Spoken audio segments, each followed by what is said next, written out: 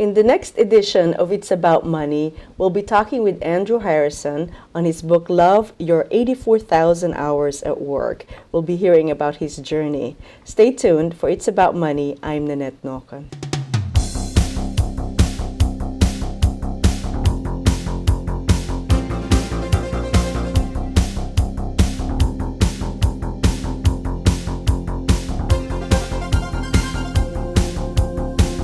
Hello and welcome to another edition of It's About Money. I'm Nannette Nocon and thank you for joining us.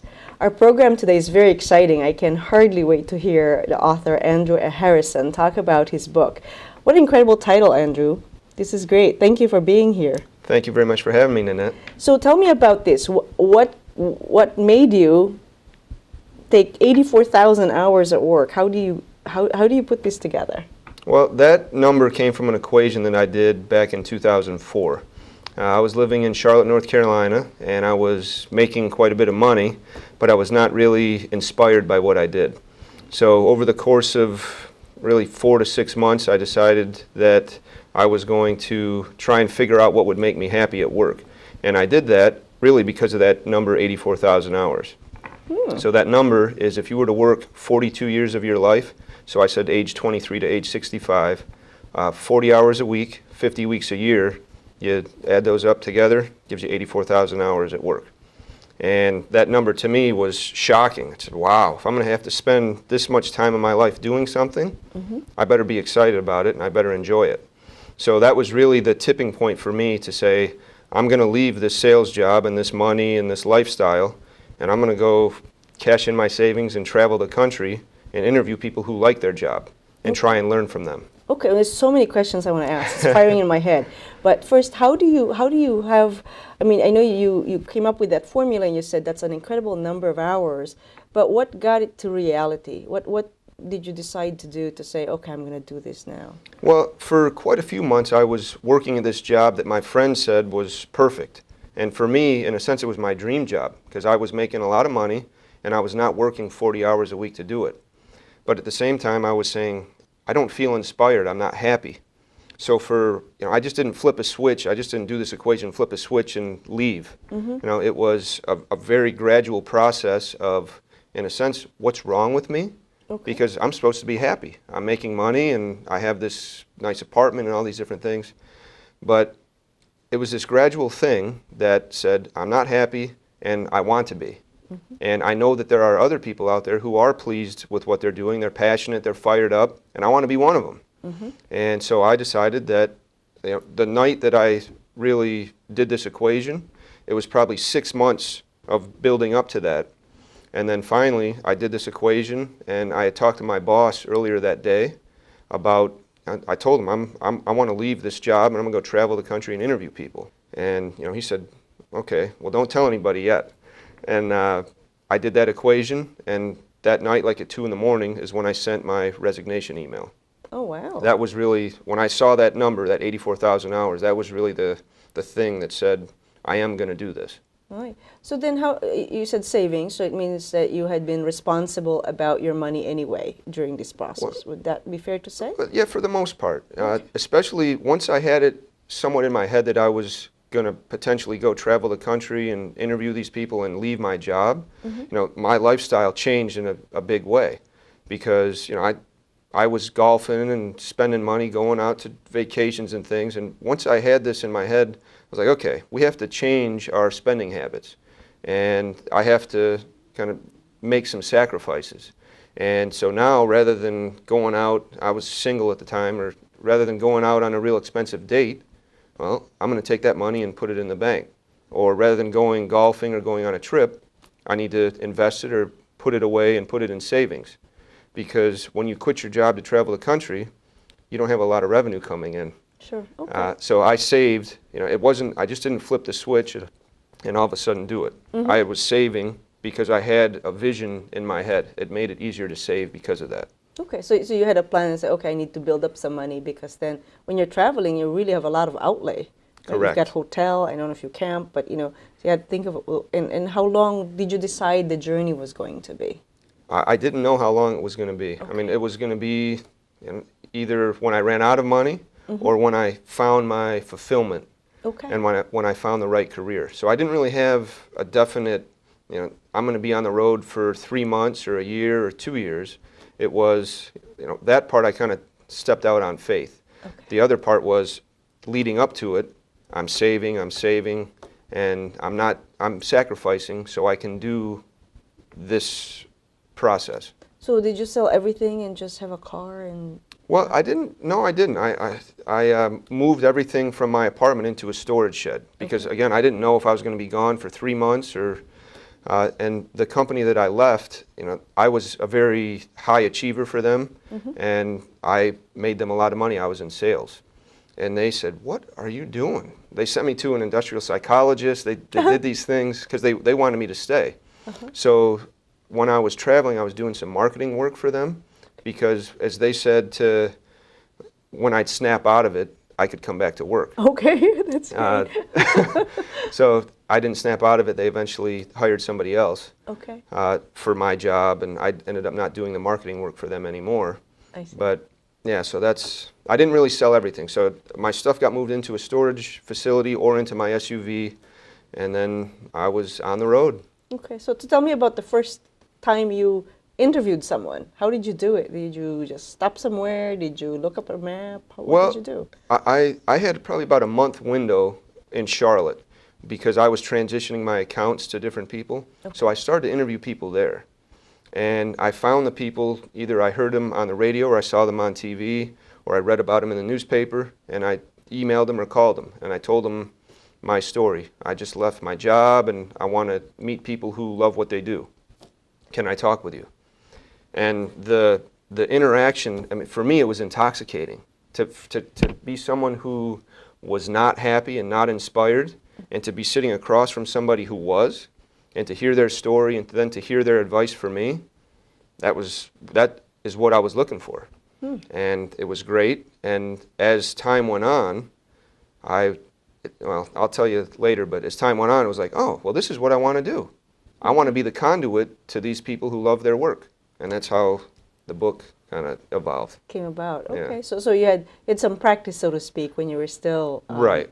kind of planted in one location. I did. Before you went on. So Right. okay, so then time to move on. When you first drove someplace, where that night you had to sleep someplace else besides your apartment. How did that go? How did you choose? Was there a particular person you wanted to talk to right away, or was you just kind of free formed? Well, no, it wasn't. I wasn't just grabbing people off the street. I had a friend build me a website, IamOnTheRoad.com. Yes. Okay. Because me, as a business person, I knew that I just didn't want to just grab someone off the street and say, "Hey, I want to interview you for this thing I'm doing."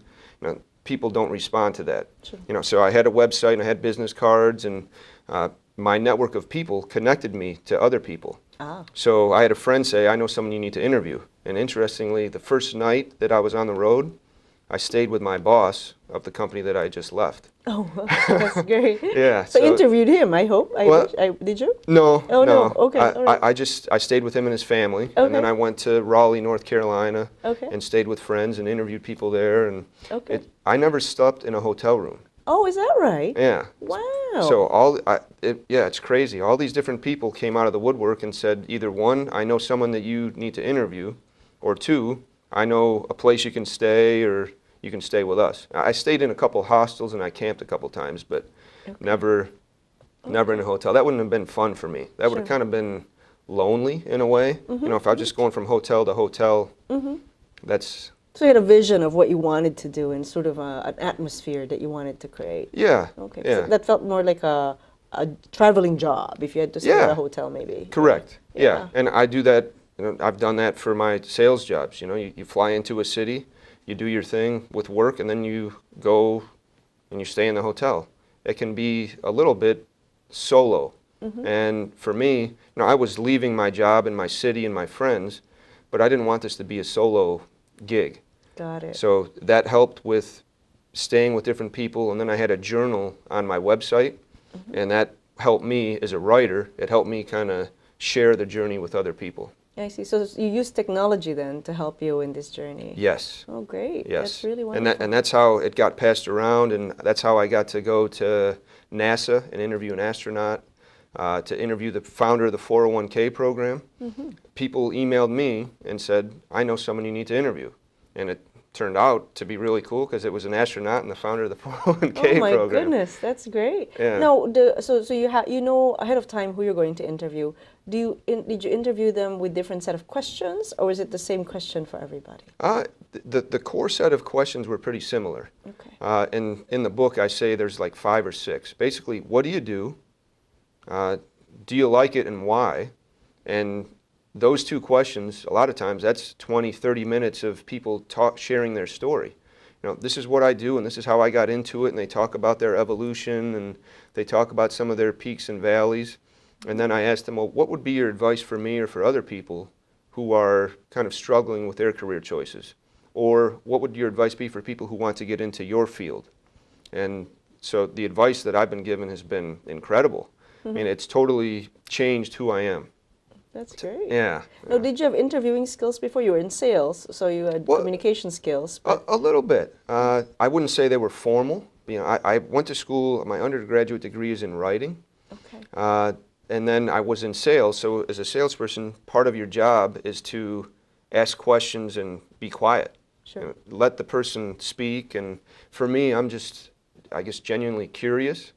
So for me, it was great just to hear this information and just to kind of share a little bit of their life with them, because when people are talking about their career and talking about stuff that they love to do, they light up. I mean, it makes them feel good to relive that and to share it with other people.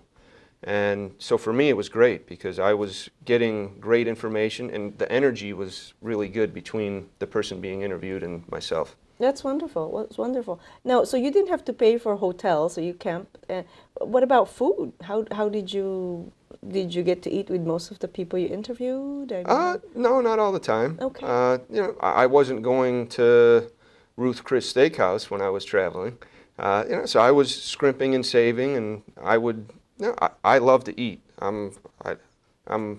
love to eat. Okay. And so I was eating well, but I wasn't spending money after money on my meals. Sometimes I would eat with the people I stayed with, and then sometimes I'd be, you know, going to Subway or something like that. Okay.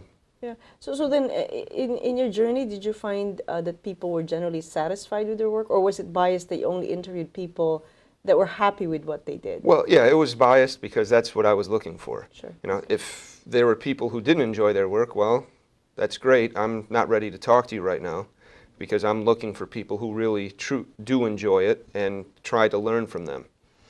So yeah, it was definitely slanted to people who enjoyed their job. And I know, I mean, now in the process of doing the writing and studying this, there's millions of people who don't like their job. Isn't that sad? Yeah, yeah, and it's, I mean, I was one of those people, but now I'm not.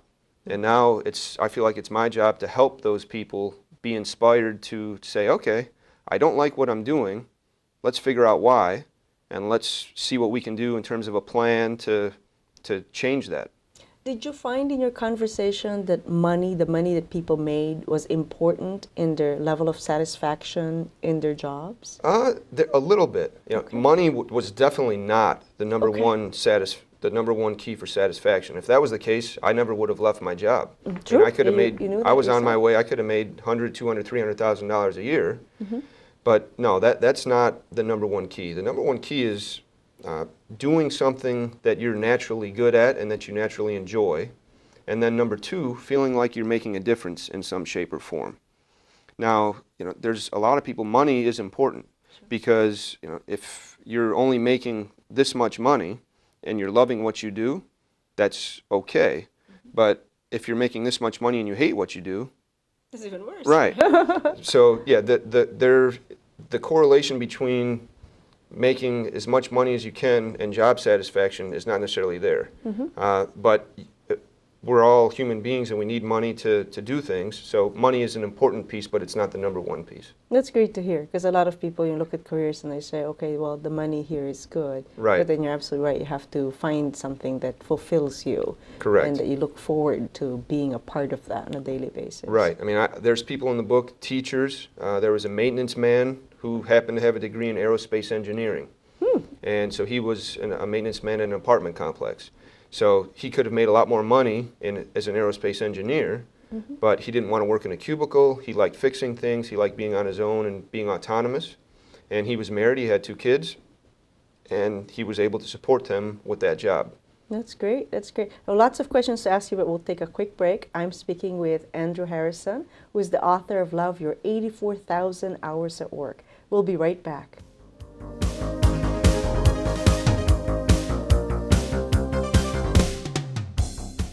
Every day is a brand new journey of discovery for your baby.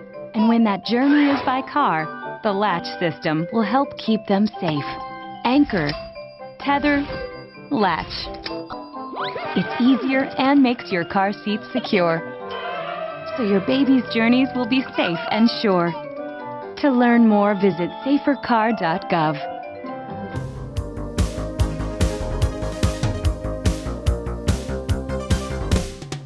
And we're back. I'm Nannette Nocon for It's About Money. I'm talking with Andrew Harrison about his journey and his book, Love Your 84,000 Hours at Work.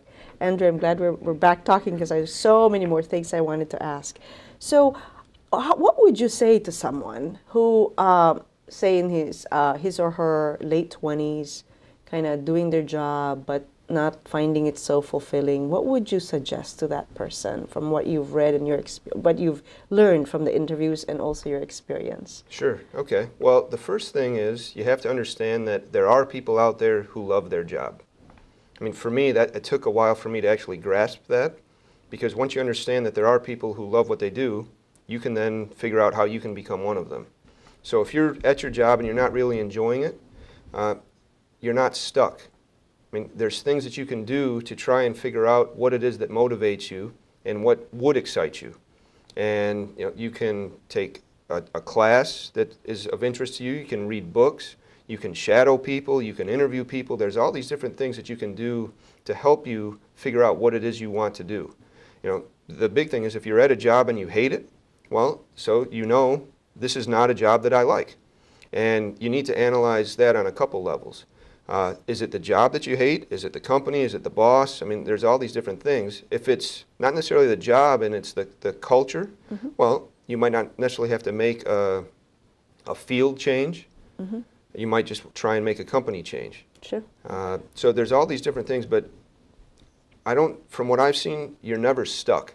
If there's something that you truly are passionate about, even if it makes you no money at all, you have to do it in slivers, and you have to get a taste of it. And if that's doing something on a Saturday or a Sunday for an hour or 2 hours or 3 hours, do it. And you have to, if there's something you're really passionate about, you got to do it. So you got to find something that lights your fire to keep you going. Yes. So, well, sorry, one other thing. And you don't have to do what I did. If you hate your job, my message is not to quit your job and go travel the country and interview people. That's good. That's good. Okay. Yeah, there's these things that you can do, like I said, the classes and those types of things that can help you figure it out. Ask the questions of what makes you unhappy, and maybe that will make you look at the choices that are available to you. Right. What makes you unhappy, and then what makes you happy. One of the people I interviewed was a Harvard MBA, and at Harvard they have a class, a self-actualization class. And basically the goal of the class is to teach them what they enjoy doing, what they don't enjoy doing, what motivates them, and what does not. And I never had that class in school, and I don't think a lot of people have. And you need to do that self-actualization on your own. Yes. Because it's one thing to say, I hate my job. Well, that's easy, but you can't stop at that. You can't just say, I hate it, and not do anything about it. You have to try and do some analysis to figure out why, and then put together a plan to get to where you want to go, kind of like a financial plan. You just don't say, I want to make money or I want to save money.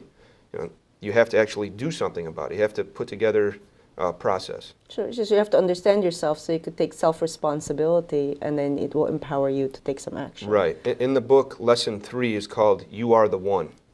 And that's about having that self-responsibility to say, I have to do something about this. I mean, nobody's going to tap you on the shoulder and say, Nannette, I have the best job in the world for you. You have to, it takes work. You just don't flip a switch and magically everything. Yeah. No, tell me what you're going to be doing or what you're doing. Obviously, you have a book, so you've got books to sell and your message to deliver. So what's up with your life right now? Okay, well, the big thing for me in the past months has been getting this book ready. And now for me it's fun to be able to come here. It's still weird to be sitting here in front of a TV station doing interviews, but so the book and then giving talks on the book. I like to go to colleges and give talks to students about the importance of loving their job, and then working with businesses about how to help their employees love their 84,000 hours at work. You know, it's really two-pronged. One, it's on us as the individual to try and figure it out, but two, then it's on the company to help kind of provide a culture where people actually enjoy coming to work. I mean, if you do that, then that's going to be better for the employee, better for your customer, better for your profitability, all these things, just because of the whole human dynamic. Sure. The happier you are, the more efficient you are. Yeah, the harder you work, the more creative you are, all these different things. All those equations work together. Yeah, You know, I've always been a self-development junkie, you know, always like, okay, how can I improve myself and all that? But I've never framed it in a manner that you did. It's like 84,000 hours. It's a lot of hours, you know. To frame it like that and to bring it down to the day-to-day things that you do, I think it's brilliant. It's a really nice approach to saying, examine what you're doing because you're dedicating so much time towards it. Right. Well, and interestingly, when I interviewed the founder of the 401k program, you know, I was feeling pretty cool. I said, here, because he's a numbers guy, I said, this is my work equation, 84,000 hours at work. And he kind of smiled and he said, Andrew, well, that's good, but I think it's off. You're not going to be retiring at age 65. You know, that's not going to happen anymore. Right. And so he went into the whole thing about Social Security and pensions and all these different things. And so he said, well, it might be 94,000 hours, it might be 104,000 hours. And I thought about that because at first it freaked me out a little bit. But then it was, well, the answer doesn't change. You know, if it's 84, 94, 104, if you love what you do, it doesn't matter. This is a metaphor for something that's really a large part of your life. Right. And I interviewed a financial planner in Houma, Louisiana, and he was 87 years old, and he still worked every day. He had a 5,000 square foot house, he had a golf course as a backyard, and I'm hanging out having dinner and drinks with he and his wife. And I'm like, Mr. G, do you really have to work? And he laughed, he said, no, I don't have to work. I work because the reason why I'm here is to help people. And the way he helped people is with their finances and then by investing in education and things. But so he would say, if you love what you do, you're not going to want to retire. Right. And the 401k guy would say, well, you might not be able to retire at 65. So you know, actually when we plan for retirement, which most of the idea of retirement, really say financial independence, because when you're financially independent, you have the choice of whether you want to continue working, go on a new venture or something else, but to have the financial backing to do it. Right. So in a way, you actually made that happen for you early in your career so that you could change things around. Yeah. You know, not just the money aspect, but the satisfaction, which is so important. Right. Well, yeah. If I was not as in the financial place I was in, you know, if I was in debt or different things, I wouldn't have been able to do what I did. Sure, right. So I made some sacrifices and some choices that I think were wise in some regards. You know, I didn't go buy the most expensive car and the most expensive clothes and all that stuff because I wanted the flexibility. And the same thing as you're planning for retirement, you know, you have to make choices. Do you want to kind of do what society says you're supposed to do and buy these big things, or do you want to do what is good for you and your family to save money and to do different things so you can have that flexibility? You're absolutely right. I mean, if someone earns a certain level and spend everything to that, your choices are so limited because it's all predefined for you. But then if you give yourself some flexibility with cash reserves and some midterm, long-term goals, then you can do, you know, what you've done. Right. Which I think is wonderful because you've achieved that early in your life. What were some of the things that really stuck in your mind during the process that you know that you said, oh gee, that's really an enlightening thing? I mean, the 401k guy advice seemed like it's, you know, really sage, and then the wealthy financial advisor's got a golf course in his backyard. But were there other things that you said, you know, that's really, really beautiful or well said, or really struck a chord in you? Yeah. I mean, there's so many different people, but the big common thread of all these people is that they feel like they're making a difference in some shape or form. And one of the things that I had to get over was, making a difference is not curing cancer, and it's not moving to a third world country. I mean, you do make a difference that way, but if that's what we kind of have in our head is making a difference, it's going to be hard to meet that goal. You make a difference when you love what you do. You make a difference when you're taking advantage of the gifts that we've all been blessed with, and they're all different in each of us, but if you can take advantage of who you are, it's going to be good. And then your ripple effect. The ripple effect of, if you're a happy person at work and at home, that's a very positive ripple effect, whether it's for your family or the people around you or the people you come into contact with, because you're going to be a positive role model. Sure. If you're not happy at work, your ripple effect's going to be different. Sure. And so it's just, so to share a couple stories, like there was a teacher that I interviewed, and she started off, she was a computer programmer, and she didn't go into teaching because they don't make any money. And she went into computer programming, didn't like it, and then she went back to school to be a teacher. And she said as soon as she walked into her first class, not to teach the class, to take the class, she was like, wow, I was like a sponge. And now she says, teaching is not my job, it's my vocation, it's who I am, it's what I do.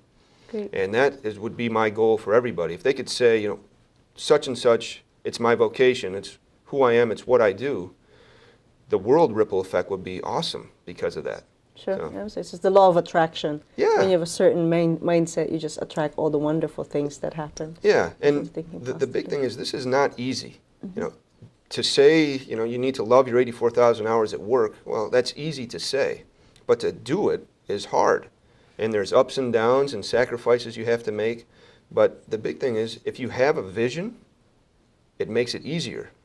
Because then you can overcome the obstacles. And when it gets tough and you're saying, do I want to quit? To get this book to reality, I had to, my bank account went from this to this and underneath this table in terms of, and there were times like, what are you doing? I mean, you had this lifestyle in North Carolina, and now you have a much different one. But when you have a vision for something, you can kind of battle through those things. You can fight through because you're on a journey. You're on the road to doing something that you really love. That's great. That's great. So really just examine where you are. If you're unhappy, understand the reason for the unhappiness. Find what makes you happy so that you could naturally be happy at that career. And then have some goals and a vision. Visualize what you want to do. Yeah. And then make it happen. Yeah, and then do it. Because otherwise that 84,000 could just be down to like 60,000 and you just wasted the last 24,000. Right. So you've got to focus on the remaining years and try to work that out. Yeah.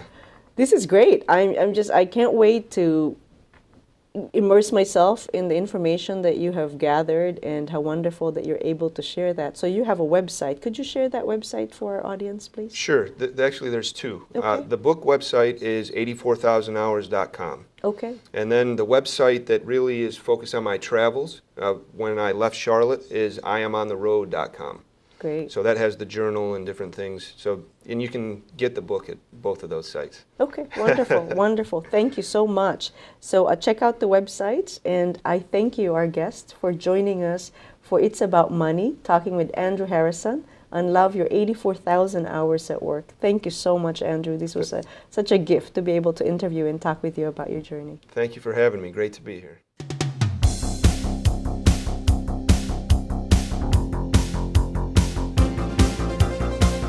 Thanks for tuning in to today's show.